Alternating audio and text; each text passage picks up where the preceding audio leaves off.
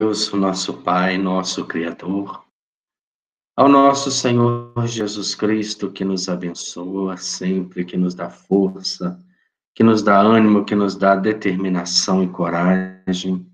Nós pedimos, Senhor, por esses momentos onde a humanidade passa descrente, aonde tantas vidas ceifadas para muitos não fazem diferença. No entanto, nós aprendemos com tudo isso, Senhor.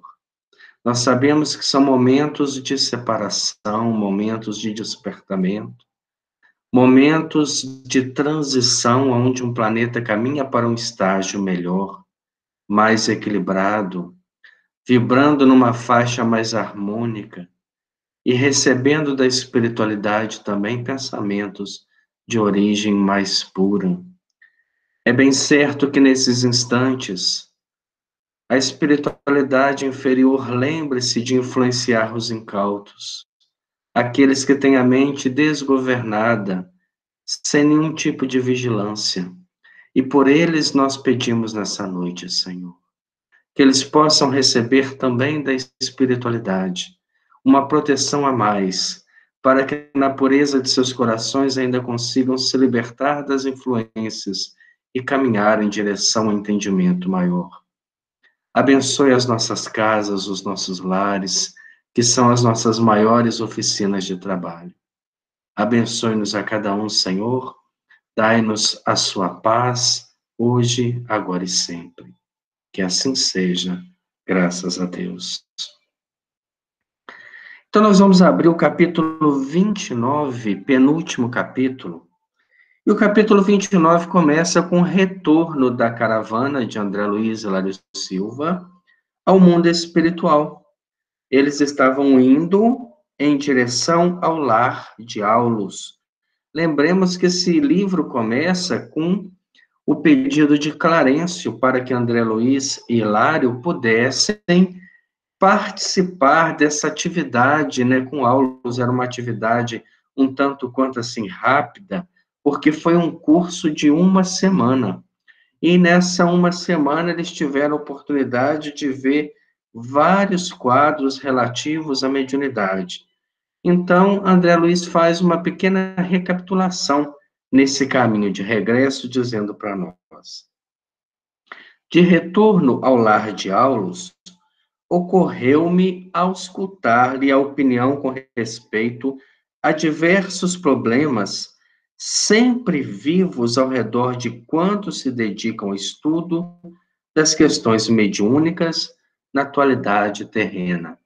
Na verdade, André Luiz queria aproveitar um pouco mais a presença do instrutor, sabendo que dificilmente teria outra oportunidade diante de uma alma tão entendida no assunto.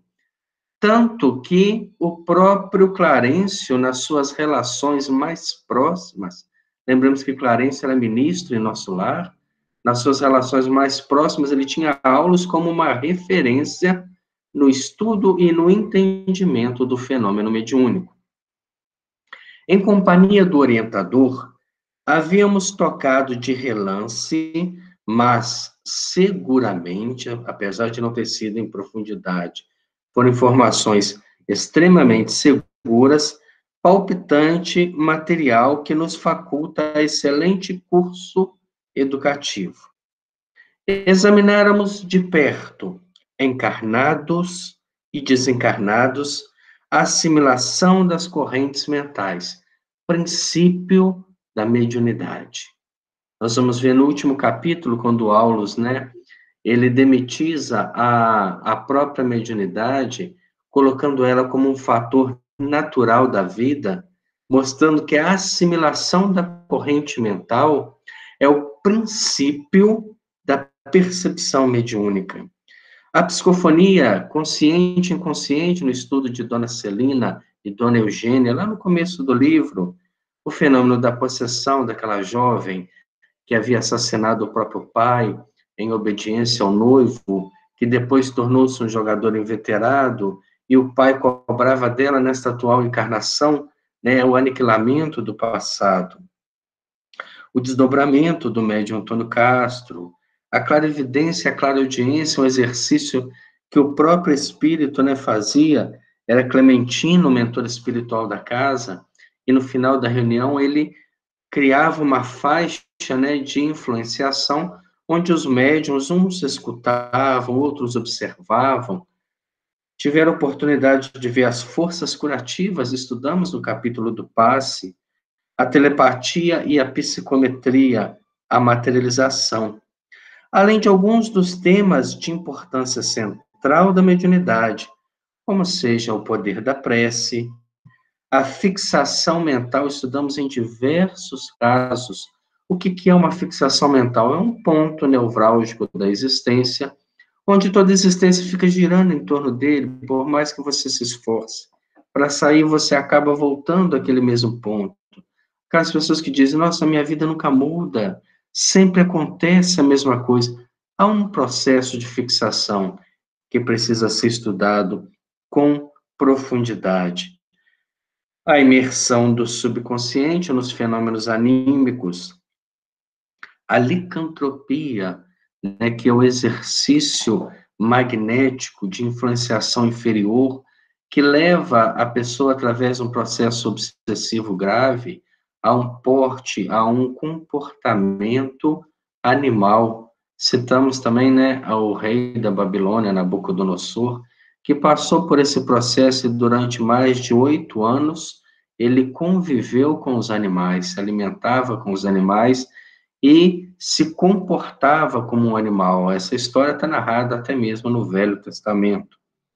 A obsessão, a fascinação, a lei de causa e efeito, o desdobramento no leito de morte, quando aquela senhora, né, que queria ver a irmã, antes de partir para o mundo espiritual, faz aquele exercício, aquele desejo, né, intenso de comunicar a sua desencarnação e assim consegue.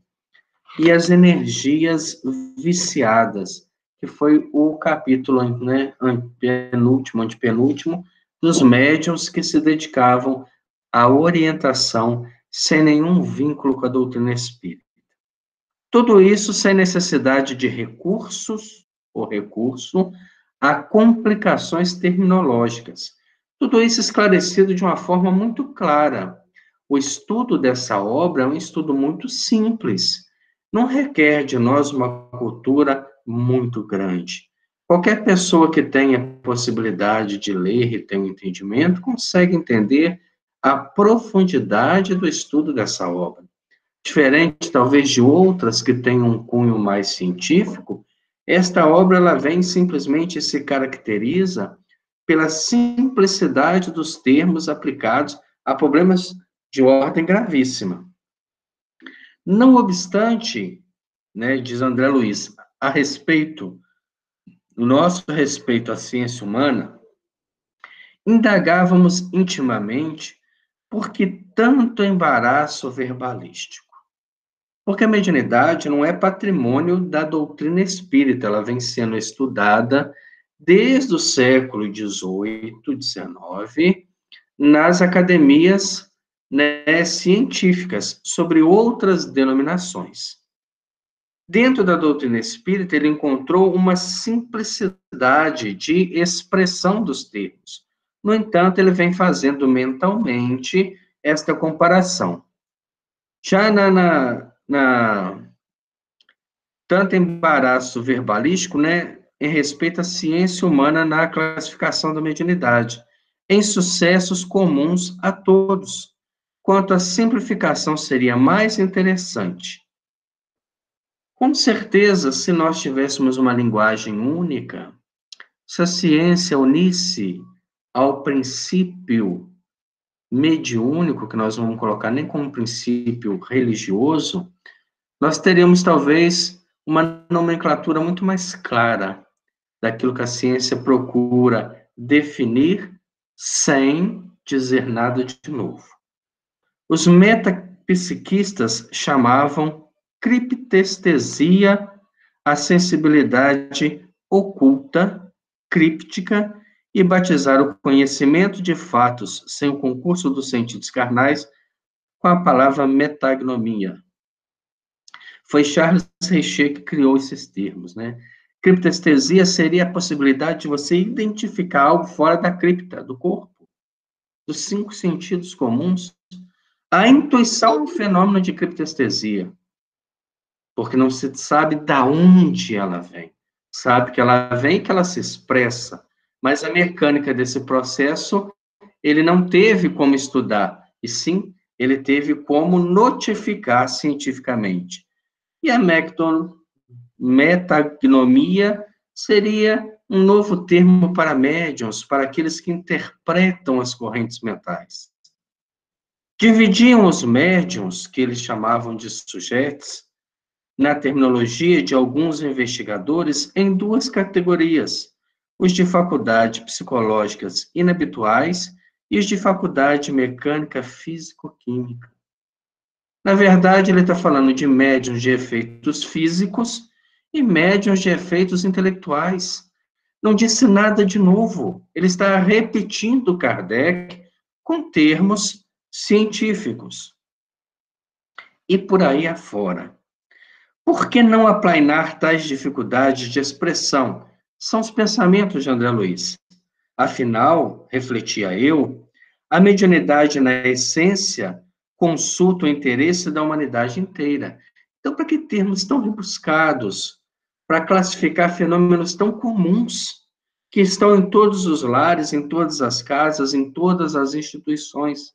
Não seria bem mais prático o entendimento a partir da nomenclatura que Allan Kardec, como um pedagogo, consagra de uma forma onde todos tenham acesso, sem nenhum tipo de verniz científico? Acalentava tais pensamentos quando Aulus, observando-me por certo, a crítica meditada considerou. Quer dizer, o instrutor que estava ali do lado dele percebe as confabulações e considera. A mediunidade, indubitavelmente, é patrimônio a todos, patrimônio comum a todos. Ela não é um sentido privilegiado de uma elite que vai ser estudada nas academias e também não é uma expressão vulgar do comportamento social. Ela está aberta, como na profecia do próprio Cristo, quando dizia no final dos tempos: derramarei meu espírito sobre a matéria. Vossos filhos e filhas profetizarão e vossos velhos terão sonhos. Entretanto, cada homem e cada grupo de homens no mundo registram-lhe a evidência a seu modo.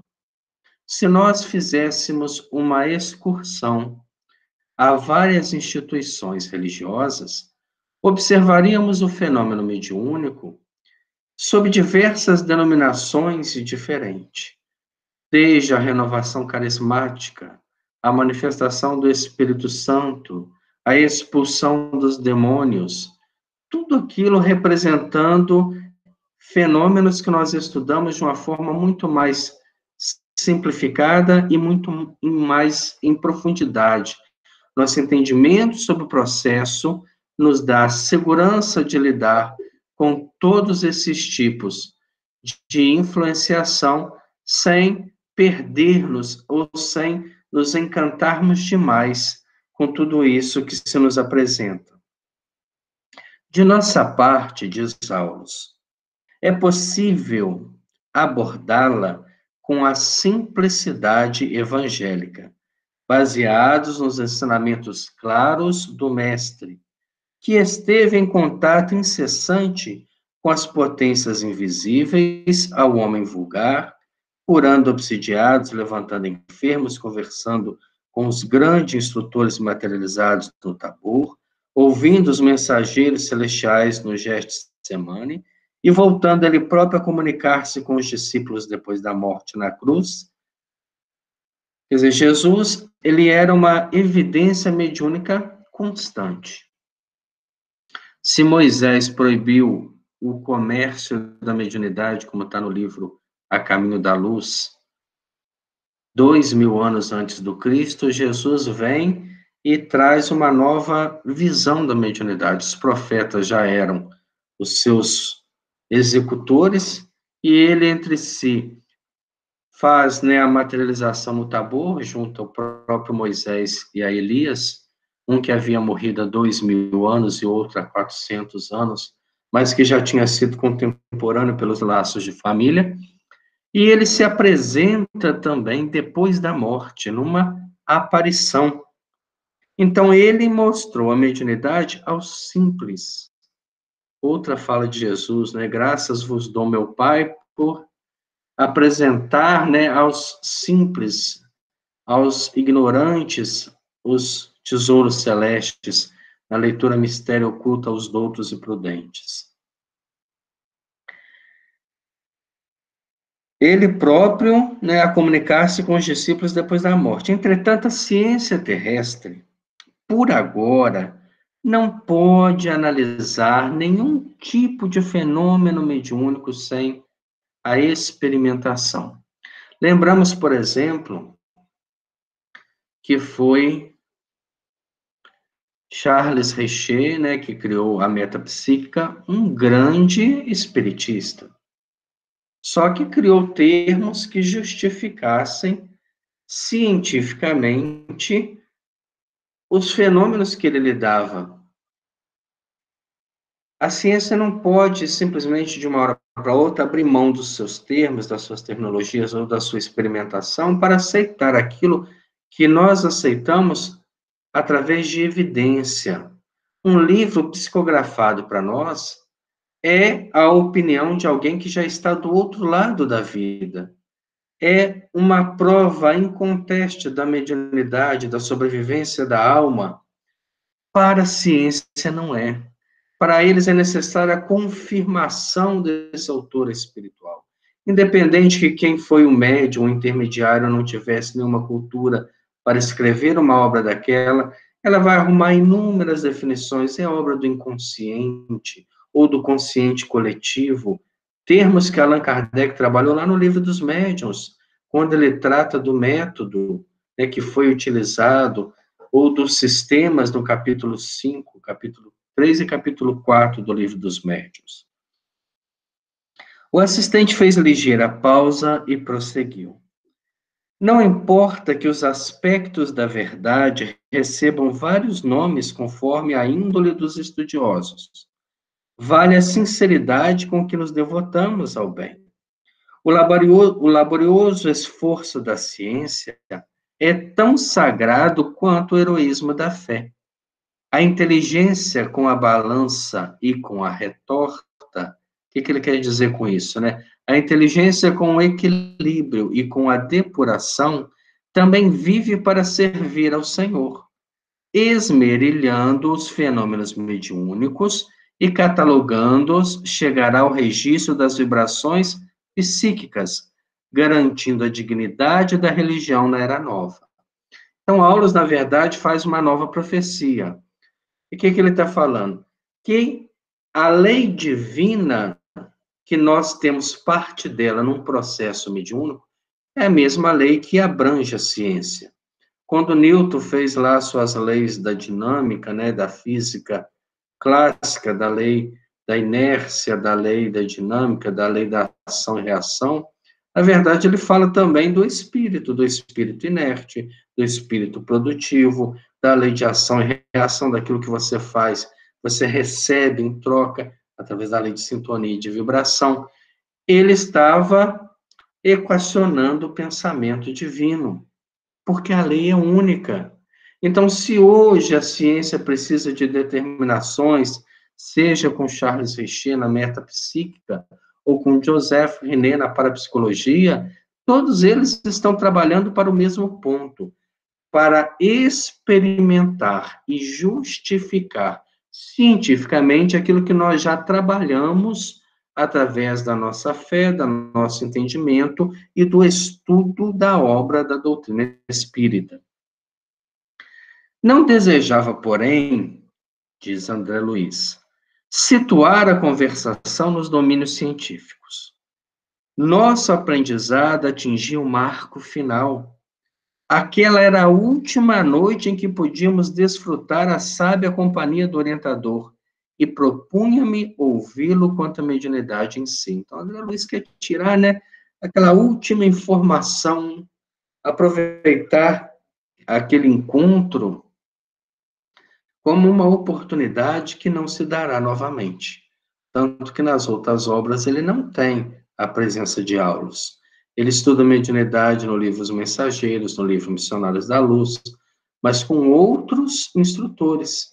Com um que é totalmente, né, uma referência no campo da mediunidade, ele estuda apenas esta obra.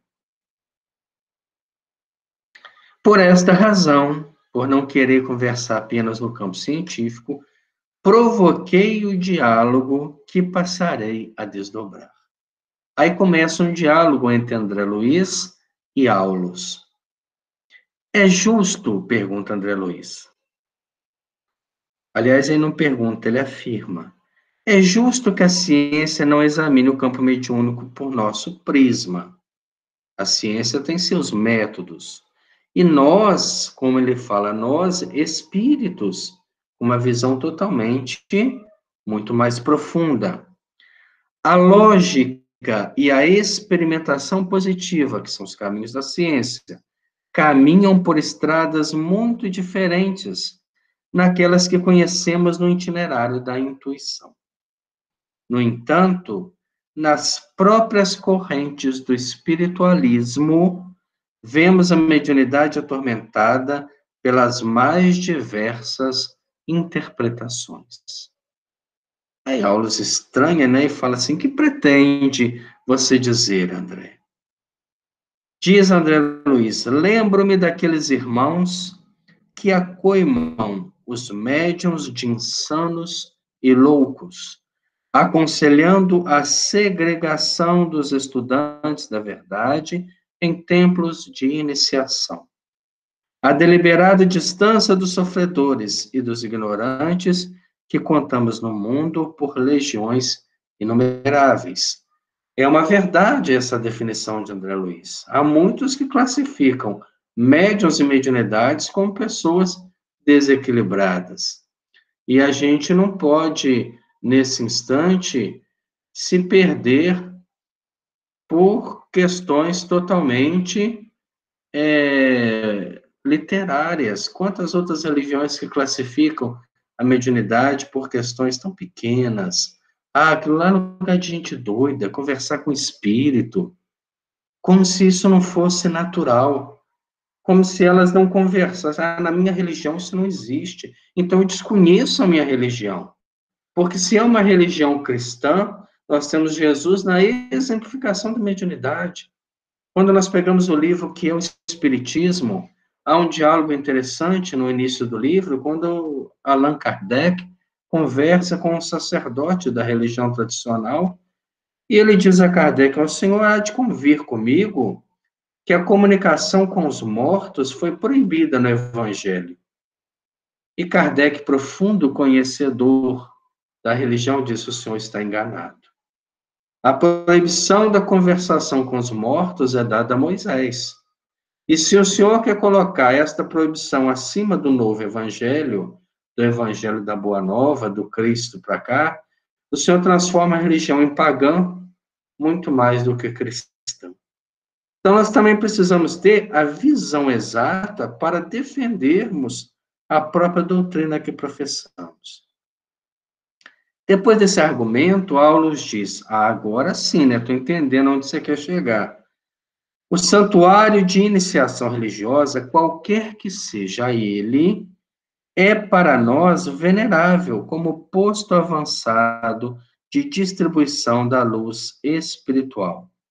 Entretanto, os que fogem dentro dele à lei de cooperação, olha Aulos elucidando, isolam-se na torre de marfim do orgulho, que lhes é próprio, fixando-se em discussões brilhantes, porém estéreis. Quantas pessoas que falam, não, nós estamos salvos, nós não envolvemos com essa loucura, não mexemos com os mortos, nós seguimos a lei, a proposta, mas é a cooperação. Não é o que eu creio que me fará diferente, é o que eu faço, é o que eu vivo. Se eu escolhi a doutrina espírita como uma orientação religiosa, é por reconhecer nela um caminho mais lúcido, que pode me trazer uma visão diferenciada. Mas a lei de cooperação deve reger o comportamento daqueles que se candidatam a serem escolhidos entre os muitos chamados. Tais companheiros, continua Aulus, assemelham-se a viajantes agrupados em perigosa ilha de repouso, enquanto os nautas corajosos, aqueles que estão nadando, às vezes contra a correnteza, contra as marés, contra as linhas mesmo do limite do corpo físico, os nautas corajosos do bem suam e sofrem na descoberta de rotas seguras para o continente da fraternidade e da paz. Descansam sob o arvoredo, confortados pela caça abundante. Ele voltando àqueles que se isolam, né? Pela caça abundante e pela água refrescante. Tem muitos espíritas que estão nessa condição.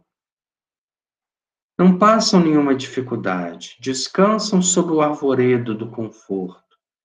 Pela caça abundante, com os armários lotados de alimentação, pela água refrescante, porque não nos falta nada, pesquisando a grandeza do céu e filosofando. Sem proveito. Cadê a lei de cooperação? Cadê o envolvimento, a fé colocada em movimento?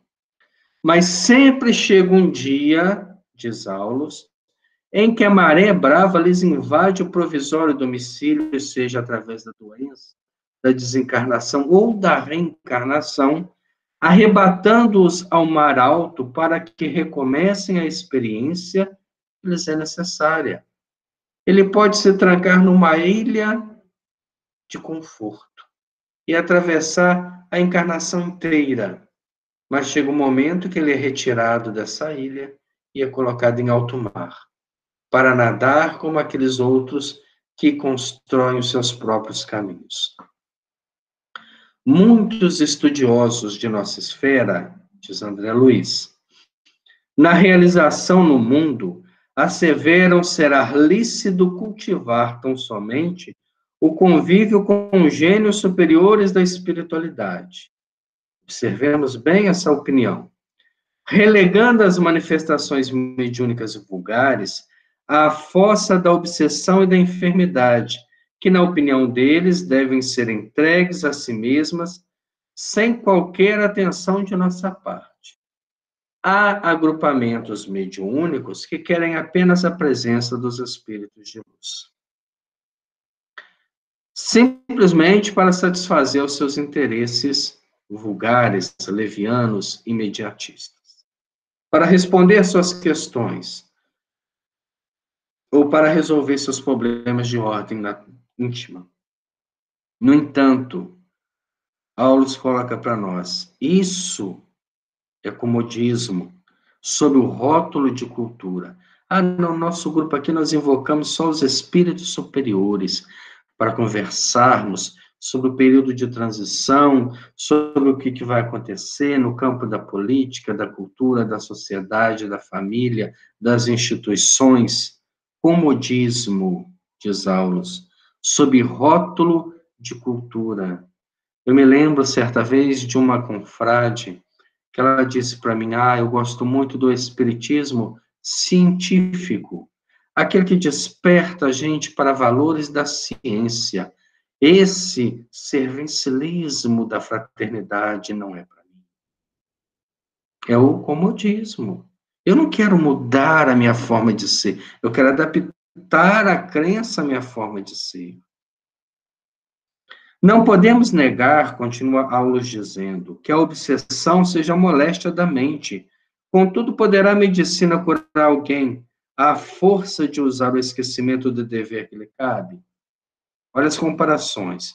Os gênios realmente superiores da espiritualidade jamais abandonam os sofredores e os pequeninos, pelo contrário, têm o prazer em elucidar, têm o prazer em socorrer, em resgatar, em trazer aqueles que estão lá embaixo para cima. Capítulo 17 do Evangelho segundo o Espiritismo, a missão do homem inteligente na Terra. A maneira do sol que clareia o palácio e a furna com o mesmo silencioso devotamento, auxiliam a todos em nome da providência.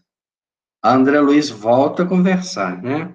Mas há companheiros do espiritualismo que não suportam qualquer manifestação primitivista no terreno mediúnico, se o médium não lhes corresponde à exigência, revelando-se em acanhado círculo de compreensão ou competência, afastam-se dele agastadiços, categorizando por fraude ou mistificação valiosas expressões da fenomenologia. Há várias pessoas que querem rotular o comportamento mediúnico, como se não houvesse diferença da manifestação de um espírito superior, da manifestação de um espírito inferior, da manifestação de um espírito suicida. E aí a gente vê o quanto a gente está perdido nesse entendimento. O próprio Allan Kardec, no livro Céu e Inferno, no capítulo das evocações, ele consegue identificar uma série de situações e aprender com a experiência desses espíritos, respeitando a fenomenologia.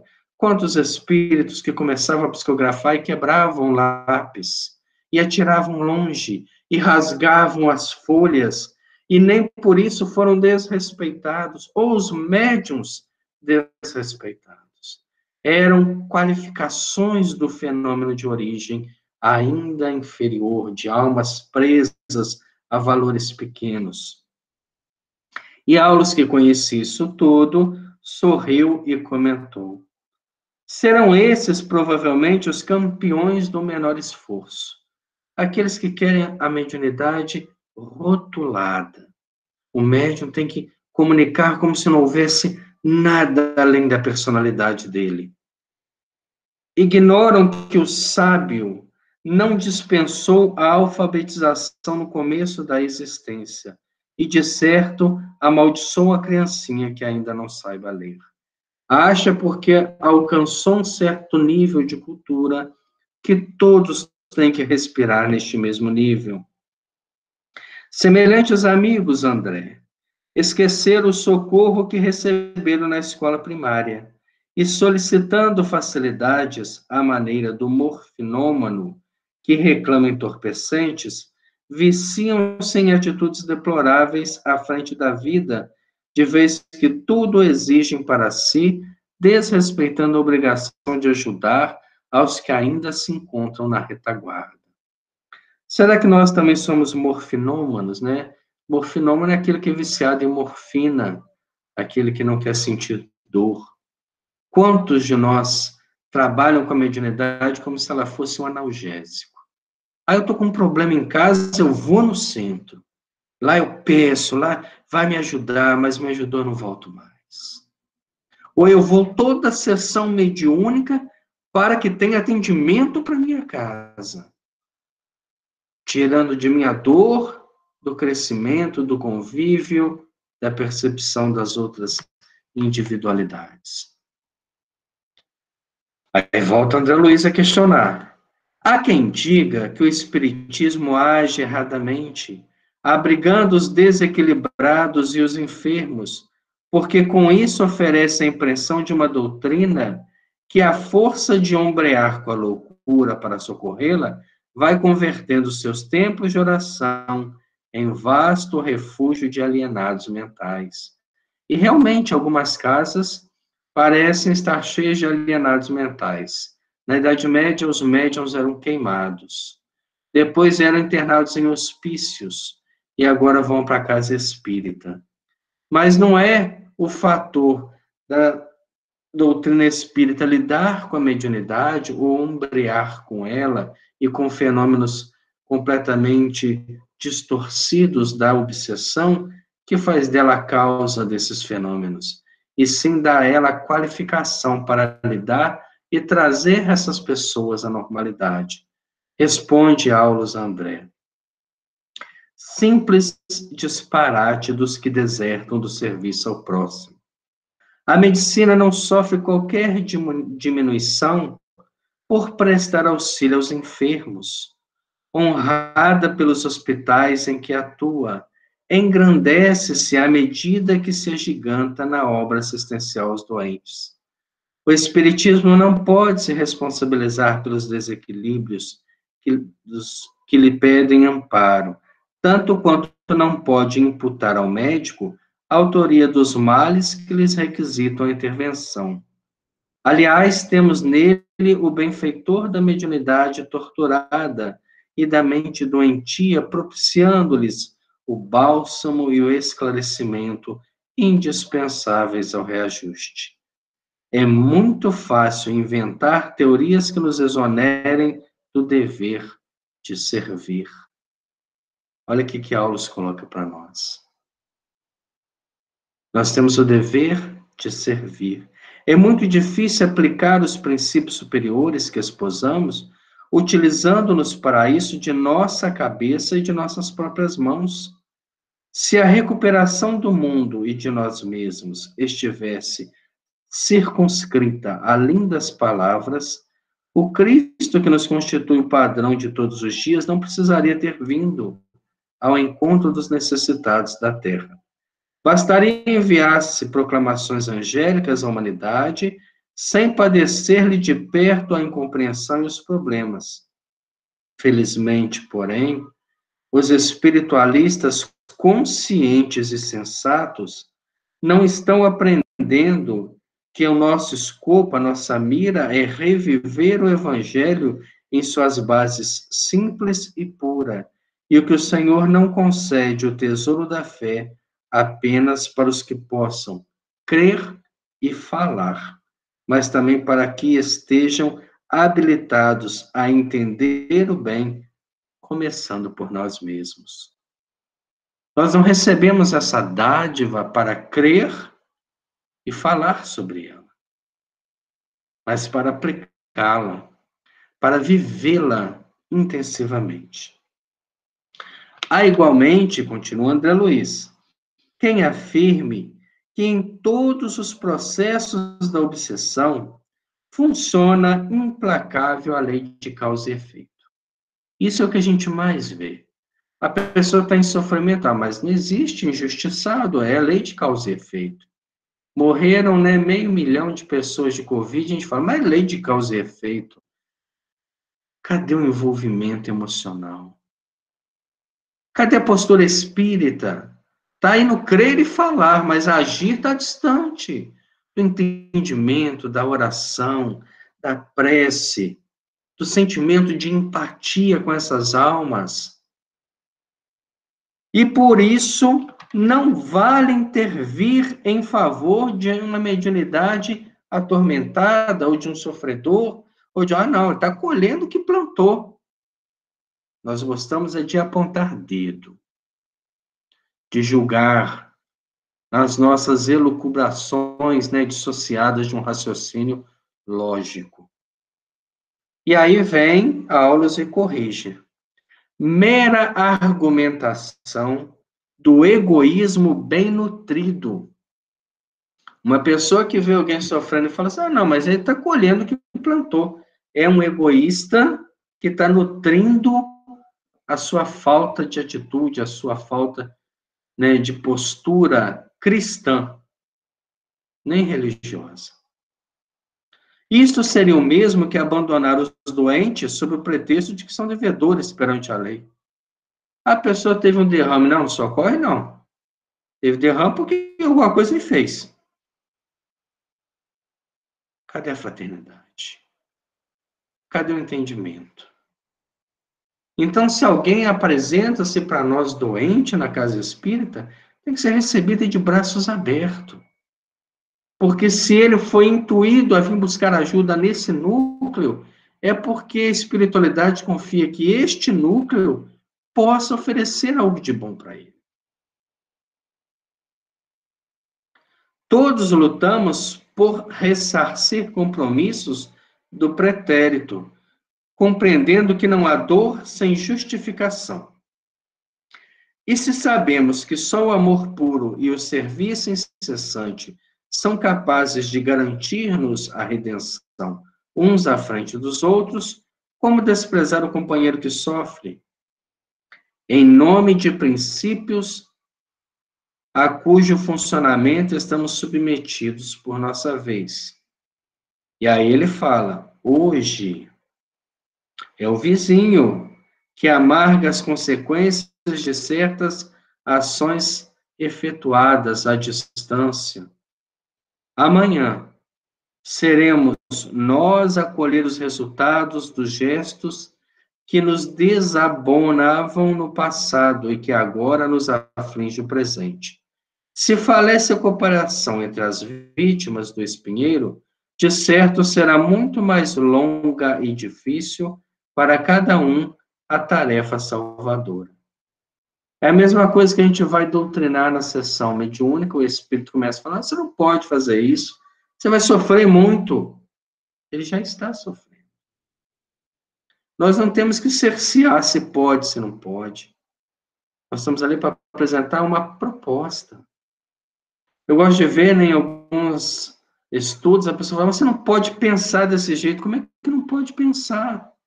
Quem somos nós para definir o que o outro pode ou não pode pensar? Todos somos livres. A doutrina espírita não é para ser imposta, ela é uma proposta. Então a gente propõe. Ah, eu não quero me adaptar a isso, então eu acabo me afastando por falta de afinidade. Mas aqueles que querem, esses vão em frente.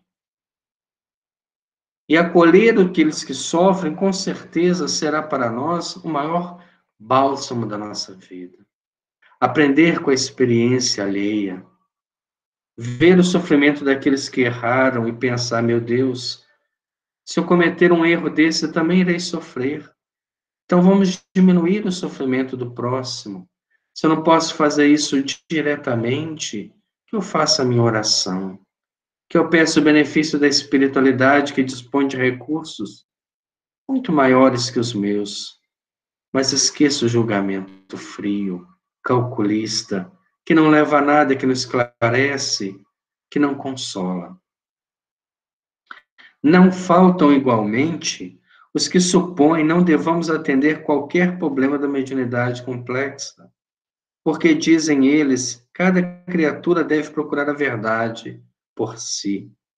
Admitem que as religiões não passam de muletas e que a ninguém assiste à faculdade de socorrer de instrutores, de socorrer-se de instrutores em assunto da própria orientação. Há aqueles que pensam dessa forma, né? Ninguém precisa de religião, realmente não precisa. A gente precisa de ação. A religião é para nós um lembrete, é para nós uma norma de conduta, uma filosofia de vida. Chegará um momento que não teremos mais templo, porque todas as casas serão templos. E todas as pessoas que encontrarmos na rua serão trocas de energia superiores. Nós estamos caminhando para essa era nova. Quando a gente pega, por exemplo, o livro Novas Mensagens da Psicografia de Chico Xavier, onde nós temos a excursão do espírito Humberto de Campos no planeta Marte, ele diz que lá havia um templo onde todos os espíritos, porque viviam em condição muito mais espiritualizada do que nós, se reuniam porque ali haviam unificado uma crença. Independente de qualquer proposta religiosa, eles tinham uma crença no bem, na ação, em fazer, e não em se isolar. Não, aquilo que eu acredito é intocável, aquilo que eu acredito é importante. importante demais, mas o que o outro acredita é importante para ele. E se ele faz mais o bem do que eu, a religião para ele é melhor, muito mais do que a minha. A religião é apenas um lembrete que nós somos irmãos, devemos ser fraternos, aliviar o sofrimento do próximo, aliviando o nosso próprio sofrimento. Aulos esboçou um gesto de bom humor e redarguiu. Isso seria suprimir a escola e vilipendiar o amor imantante na criação inteira. A religião digna, qualquer que seja o templo em que se expresse, é um santuário de educação da alma, em seu gradativo desenvolvimento para a imortalidade. Imaginemos um país imenso em que milhões de crianças fossem relegadas ao abandono pelos pais e mestres, sob a alegação de que lhes cabe o dever de procurar a virtude e a sabedoria por si, furtando-se-lhe toda espécie de apoio moral e cultural. Imaginemos um campo enorme, superlotado de enfermos, aos quais eminentes médicos recomendassem procurar a saúde por si mesmo, confiando-os à própria sorte. Onde estaria a lógica de semelhantes medidas? A interdependência mora fora de todos os fenômenos da vida. O forte é tutor do fraco, o sábio responsabilizar-se-á pelo ignorante. A criancinha na terra não prescinde do concurso dos pais. Nós somos crianças espirituais, enfermos espirituais. Então, nós precisamos ainda por muito tempo da religião. Precisamos desenvolver religiosidade nos atos, encarar as pessoas como irmãos, saber que aqueles que sabem mais guiam os que sabem menos, e aqueles que sabem menos se esforçam para poder também descobrir e aprender a se tornarem aqueles que vão instruir e guiar os que forem confiados à sua ordem. Há uma troca constante na fraternidade divina. E a reencarnação nos coloca cada vez mais aonde precisamos aprender. Então, esta reencarnação de bênção que estamos tendo, junto a essa proposta da doutrina espírita, tem sido para nós um diferencial muito grande. Não percamos a oportunidade. O instrutor fez ligeiro intervalo e prosseguiu. É preciso considerar que nem todos possuem idêntica idade espiritual e que a humanidade terrestre, em sua feição de conjunto, ainda se encontra tão longe da angelitude quanto a agressiva animalidade está distante da razão perfeitamente humana. A nossa distância para os anjos é a mesma distância dos animais para nós. É muito cedo para que o homem se arrogue o direito de apelar para a verdade total. É muito cedo para falar assim, não, eu quero, né, a verdade absoluta, eu quero conhecer os fenômenos do universo. Por agora, é imprescindível trabalhar intensivamente com a devoção ardente e profunda ao bem, para atingir mais amplo discernimento das realidades fragmentárias ou provisórias que o cercam na vida física, e considerada a questão nesse aspecto, estejamos convictos de que a ausência de escola do espírito ou a supressão dos instrutores constituiriam a multiplicação dos hospícios e o rebaixamento do nível moral, porque sem um apelo à dignificação da individualidade em processo de crescimento mental e de sublimação no tempo, não poderíamos contar senão com as estagnações nas linhas inferiores da experiência. Então, a aula já faz aí um raio-x do que seria a humanidade sem a religião, sem uma proposta filosófica para seguir.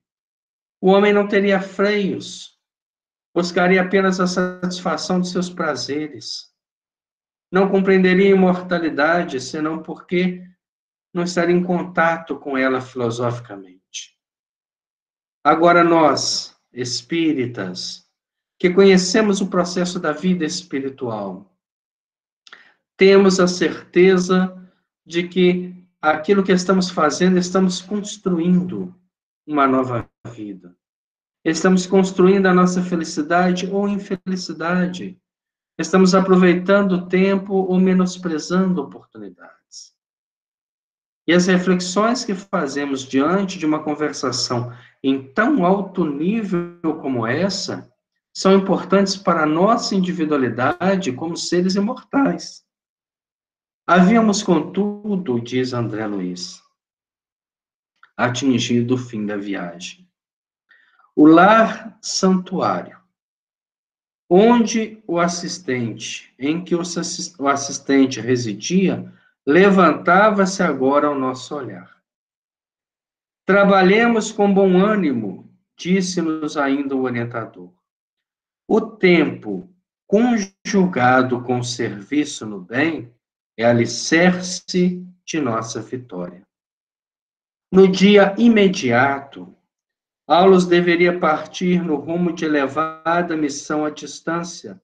Por isso, prometeu-nos abraço de adeus na manhã do dia seguinte. Então, nós encerramos esse capítulo 29 fazendo uma reflexão muito profunda sobre o porquê somos espíritas. Por que teria a inteligência suprema do universo confiado a nós o esclarecimento? Porque essa mesma sabedoria investe na humanidade. Na parábola dos talentos fica muito claro que aquele que tinha 10 talentos, 5 talentos, investiu eles e conseguiu mais 5, tendo 10. Aquele que tinha 2 investiu e conseguiu outros 2, ficando com 4. E aquele que tinha apenas 1, que não quis arriscar-se na vida, que enterrou seu talento na areia para que ninguém lhe roubasse, viveu no seu conforto e no seu egoísmo, acabou restituindo ao seu senhor apenas o talento recebido. E na conclusão da parábola, ele perde esse talento porque não multiplicou em bênçãos, e este talento é dado àquele que tinha 10 outros. Nós também temos muitos talentos, e a doutrina espírita é um talento na nossa vida, porque nos concede a compreensão, nos concede uma visão real sobre a vida, sem as ilusões, sem as incertezas, sem as inseguranças do mundo espiritual, dando-nos a visão exata daquilo que estamos fazendo, o que precisamos fazer, fazendo uma autoanálise, um autoconhecimento a cada dia, e nos proporcionando, através dessa permuta de encarnados e desencarnados, uma cultura espiritual muito grande, porque chegaremos ao mundo espiritual levando uma bagagem de entendimento. Não chegaremos como as crianças espirituais de outras instituições que ouviram falar que a gente morre e vai para o paraíso eterno, ou que vamos para o convívio do Criador. Nós somos espíritos imortais. Sairemos dessa vida carregando as boas obras, as boas reflexões, as construções novas, o novo ser que foi gerado através do trabalho, do esforço e da convivência. Mas temos a plena convicção que sairemos ainda enfermos, ainda crianças, que precisam crescer, que precisam de novas atribuições. O mais importante é multiplicarmos talentos. Se Deus nos concedeu a inteligência, que façamos bom uso. Se Ele nos concedeu a boa reflexão, que possamos dividi-la com os nossos companheiros. Se nos deu a capacidade de observar bem, que saibamos não julgar, e saber que se estivéssemos na condição dos outros, talvez fizéssemos coisa muito pior. O importante é entender nisso tudo, nesse fechamento dessa obra, que a mediunidade, ela é um caminho. E nesse caminho, ela pode nos ofertar uma antecipação da vida espiritual.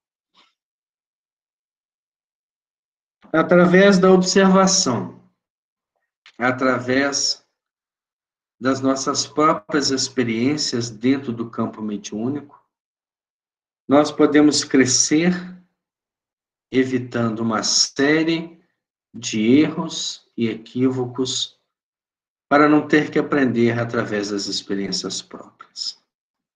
Na próxima semana nós vamos encerrar essa obra. As últimas páginas são pequenas. Nós vamos com certeza fazê-la e iniciar a introdução da nossa nova obra. Mas é importante aprendermos com André Luiz. Geralmente as suas obras foram escritas num espaço muito pequeno de tempo. Essa obra, como também Os Mensageiros, foram apenas alguns dias sobre a Terra. Quando ele junta-se com com um grupo pequeno, uma caravana pequena, geralmente com a Hilário Silva, que participou de diversas experiências com ele, mas nos Mensageiros nós temos ele, Aniceto e Vicente, e também em 5 dias fazem uma obra de grande importância para o campo mediúnico, mostrando os médiuns falidos, os doutrinadores equivocados e as consequências desses erros.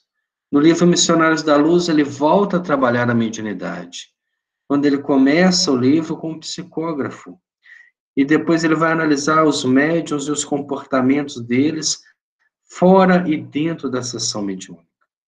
Depois ele nos brinda com uma obra dessa, na profundidade do trabalho. Ele ainda vai escrever mais 2 obras no campo da mediunidade, quando ele faz a obra Desobsessão, que era um roteiro para que se evitasse as interpretações circenses que se faziam no trabalho de desobsessão. E o livro Mecanismo da Mediunidade, que nós tivemos oportunidade de estudar na Casa Espírita, vendo a profundidade dos fenômenos físico-químicos e biológicos do processo mediúnico. Então, a gente vem aprendendo com André Luiz a valorizar a mediunidade, a colocá-la na terminologia correta e aprender com ele também a importância de não deixar que este talento fique enterrado. Ah, mas na minha casa espírita eu não consigo um grupo, não há pessoas que se dediquem mais à mediunidade. Ela não está circunscrita à casa espírita. A vida é uma sessão mediúnica. E na semana que vem nós vamos ver nas palavras de Aulus como que as profissões e aquilo que nós fazemos na nossa vida retrata a mediunidade que se opera por nós.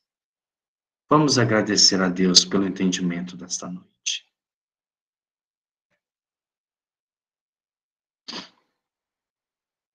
Senhor Jesus, mestre e amigo, quando estamos encerrando uma obra como esta, nós buscamos reflexões sobre a nossa própria vida, a nossa própria existência. Que espécie de médiuns temos sido, Senhor? Médiuns da paz ou da discórdia? Do bom ânimo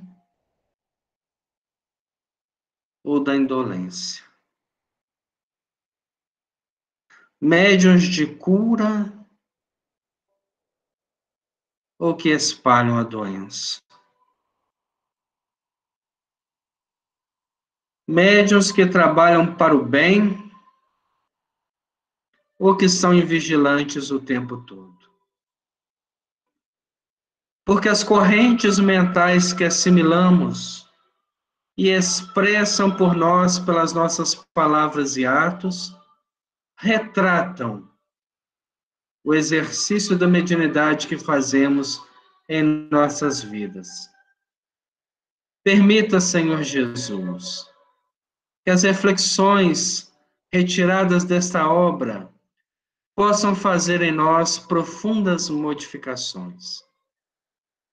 para podermos retratar, sim, a mediunidade, mas nas ações mais simples da nossa vida, como alguém que sempre tem um sorriso a dar, a levar alegria, a levar consolo, a levar uma palavra de bom ânimo, a levar a tranquilidade ao lar daquele que está sofrendo, a orar por aqueles que partiram sem esclarecimento. Diante desta mediunidade natural que é a vida, Senhor, abençoe-nos a todos, que possamos começar este segundo semestre, deste ano ainda marcado pela pandemia, com a esperança que dias melhores virão, que uma nova fase iniciou-se para a humanidade, e nós aos poucos estamos nos adaptando a ela, para respeitarmos mais os limites do corpo físico e da saúde, as pessoas e seus valores, aos nossos amigos e companheiros, a todos que convivem conosco.